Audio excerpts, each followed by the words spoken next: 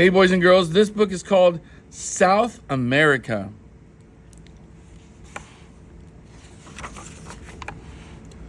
South America by David Peterson. This is the table of contents, and the table of contents tells you what subjects or chapters are in the book and what pages they start on. A land of diversity. So this is a map, and a map is a common feature in a nonfiction text, and it tells you the countries that are in South America. If Earth's 7 continents were lined up according to their size, South America would stand in the middle. It's larger than Australia, Europe, and Antarctica, but smaller than Asia, Africa, and North America. Its shape is roughly triangular, widest at the top, narrowing to a point at the bottom. South America actually lies southeast of North America. South and North America are joined by a narrow strip of land called the Isthmus of Panama. Without that slender land connection, South America would be Earth's largest island. The continent is almost completely surrounded by water. The Caribbean Sea is on the north, the Atlantic Ocean on the east, the Pacific Ocean on the west, and the Drake Passage lies to the south. The Drake Passage is a seaway that separates South America from frozen Antarctica. Magellanic penguins on the beaches of Patagonia. Pictures will give you a lot of information in a nonfiction text, so it's always important to pay attention to the pictures and then the captions underneath that explain the picture. 600 miles farther south, these southern regions of South America are home to such cold-loving creatures as penguins and fur seals. Yet, strange as it seems, South America also contains the world's largest jungle. Jungles, or tropical rainforests, are always warm, wet, green, and near the equator. Equatorial regions get more sunlight than anywhere else on Earth, and they have no winter at all. In addition to heat, the abundant sunlight also promotes plant growth.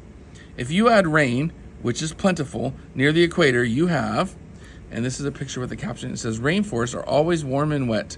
That is a giant rainforest. The main ingredients for a tropical rainforest. In South America, the rainforest is called the selva. Its lifeline is the Amazon River.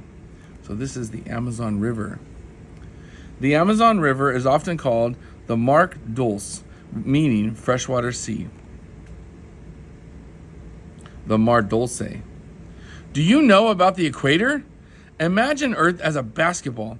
If you poked a stick into the top of the ball, down through its center and out the bottom, the stick would represent the globe's axis. The Earth completes one spin daily on its axis. The point where the stick enters the top of the ball represents the North Pole. The point where the stick exits from the bottom of the ball is the South Pole. Now, if you were to draw a line like a belt around the middle of the ball midway between the two poles, that belt would be the equator. So it's like an imaginary belt that goes all the way around the Earth, right down the middle. The mighty Amazon. Look at a map of South America, and you'll see that the equator crosses the top part of the continent, passing through Ecuador and Brazil. Just below Ecuador flows the mighty Amazon River. Stretching for 4,000 miles, the Amazon is the world's second longest river. Only the Nile River in Africa is longer, but the Amazon carries much more water than the Nile. The Amazon carries the greatest volume of water of any river in the world.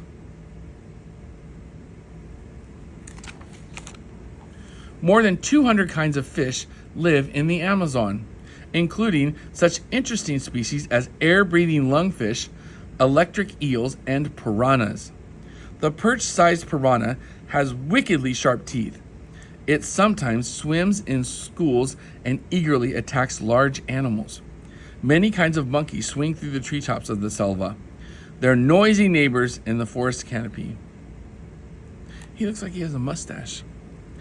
The selva is home to many creatures such as the red-bellied piranha, the emperor tamarin monkey, and the red-crowned parrot. Include big-billed toucans, colorful parrots, and macaws, and other species far too numerous to list. The most majestic selva creature is the jaguar, the America's largest wildcat. Jaguars have black spots on their golden fur and big, haunting eyes. They live by hunting meaty jungle residents, such as monkeys and tapirs. Jaguars can weigh up to 400 pounds. Another leading member of the Amazon wildlife community is the anaconda, one of the world's largest snakes. These shy reptiles grow 30 feet or more in length. Save the rainforest. Some areas of the jungle have been destroyed for gold mining. The selva of South America contains more species of plants than any other region on Earth. Here you will find a spectacular array of wild orchids and more than 2,500 kinds of trees. Many medicines and other important products come from rainforest plants. This great green tangle of life also produces much of the Earth's oxygen. Sadly, the rainforest is being logged, strip mined, burned, ranched, settled, and otherwise destroyed.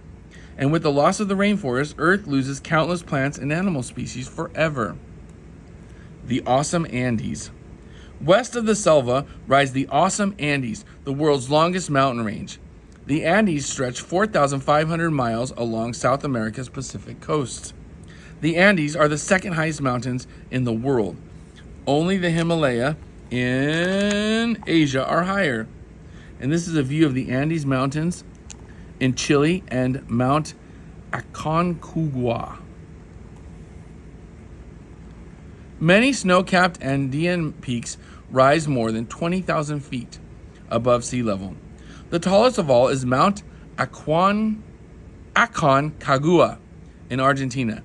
Aconcagua soars 22,831 feet above the nearby Pacific Ocean. Entirely at home in this lofty habitat are two wild relatives of the camel, the vicuna and the guanaco. Two important domestic animals, the alpaca and the llama, are descended from the guanaco. People use llamas as pack animals, while alpacas produce the world's finest wool. The Andes are also home to the world's largest flying bird, the Andean condor. This huge scavenger has a wingspan of about 10 feet. It glides gracefully for long distances, flapping its wings only once an hour. So this is a llama, and this is the Andean condor, and it's the world's largest flying bird. The Atacama Desert is one of the driest regions in the world. Nestled between the Andes Mountain and the Pacific coast is the Atacama Desert, the driest place on Earth. From the highest mountains to the driest deserts, South America truly is a land of great natural diversity. The Great Central Plains. Looking from west to east, South America has three distinct geographical features. Along the western edge of the continent stand the Andes Mountains. The east has the eastern highlands of Brazil and Guyana. And between these two mountainous areas sprawl the vast Central Plains. The Central Plains can be divided into four regions, north to south. The north, Colombia and Venezuela, has an expanse of rolling plains called the Llanos. Water and grass are plentiful here, and cattle ranching is the primary industry. So this is a view of South America from high above the earth. And this is the Llanos, and cover more than 100,000 square miles. South of the Llanos, the lush, wet jungle of selva carpets the continent in bright green. The selva runs along the equator in Peru, Brazil, and Bolivia. Farther south lie the hardwood scrub forests, the Gran Chaco of Bolivia, Paraguay, and Argentina. This is the hottest part of the continent, where summer temperatures can climb as high as 110 degrees Fahrenheit. South America's fertile plains are rich ground for farming or cattle grazing.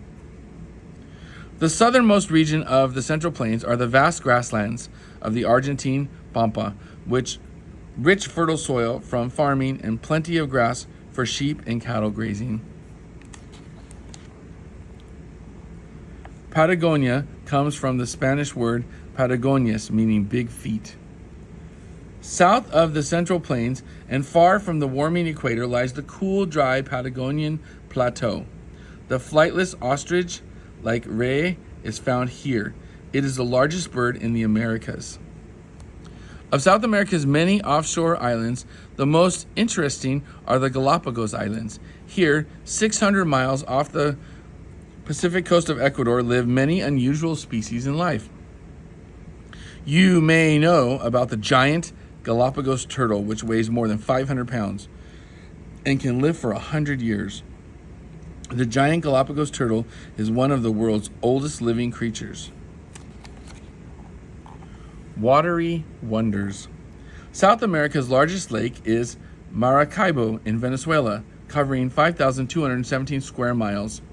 Perched at 12,507 feet in the Andes on the border between Peru and Bolivia is jewel-like Lake Titicaca, the world's highest navigable lake. Lake Titicaca is 12,507 feet above sea level, an aerial view of Angel Falls in Venezuela. That's Angel Falls. With so many rivers and mountains, South America has some of the world's most spectacular waterfalls. The highest is Angel Falls in Venezuela, which plunges more than half a mile straight down. Wow. The Iguacu Falls are a favorite tourist attraction in Brazil and Argentina. Equally impressive is Iguacu Falls on the border between Brazil and Argentina. Iguacu is about as high as a 23-story building, and it forms a thunderous wall of water 2 miles wide. The people of South America. The native peoples of South America are Indians, whose ancestors arrived at least 11,000 years ago, and possibly much earlier. Until the early 1900s, most of South American Indians lived like their ancestors, hunting, fishing, gathering wild plants, and growing small gardens in the most remote parts of the selva. A few small tribes still follow this simple way of life. One of the first groups of South American Indians to give up the nomadic life of hunting and gathering were the Incas of the Andes Mountains and northern Pacific coast. Hundreds of years ago, the Incas settled down to become farmers and went on to build great stone cities, create art in gold and gemstones, and rule a powerful empire. At dozens of archaeological sites, such as Machu Picchu in the Peruvian Andes, magnificent Inca cities still stand proudly today. But the once mighty Inca Empire is long dead. In the 16th century, the Spanish arrived from Europe. In no time, the Inca civilization was destroyed, and its fabulous riches were stolen by the Spaniards. This Inca village is Machu Picchu. It was abandoned after the Spaniards overthrew the Inca Empire in the 1500s. The Inca population shrank from disease brought by the Europeans, as well as cruelty of the Spanish invaders. So Francisco Pizarro ordered Inca ruler Atahualpa to be killed shortly after this meeting in 1533. All over South America, other native peoples suffered similar disasters. Even so, Indians still make up the majority of South America's population today. Many have mixed Indian and European or African ancestry. In remote areas, traditional native languages are still spoken, but in the cities, where 75% of South America's 323 million people live, most people speak Spanish. The exception is Brazil, where Portuguese is spoken. While modern South America has several large, bustling cities and coastal tourist centers, the continent's this is a citizen of Chile and a young girl from Peru with her alpaca. Beauty is the spectacular diversity of its natural wonders. In the jungles, rivers, lakes, waterfalls, and wildlife, and in its native people. When you visit South America, these are the sights to see. One of the most famous sights in South America is the statue of Christ the Redeemer, standing over 124 feet tall, high above the city of Rio de Janeiro. Catholic worshippers believe the statue blesses the many citizens of Brazil. That is awesome. So, South America fast facts. Area, 6,885,000 square miles. The coastline is 20,000 miles. The highest point is Aconcagua Peak, Argentina, 22,830 feet above sea level. The highest waterfall is Angel Falls in Venezuela, 3,212 feet. The largest lake is Maracaibo, Venezuela, 5,217 square miles. The longest river is the Amazon, 4,000 miles. The lowest point is the Valdez Peninsula, Argentina, 131 feet below sea level. Number of independent nations, 12. The population, 323 million. If you want to find out more about South America, these are books that you can look at. And these are organizations online that you can go to if you want to support or learn more about Argentina.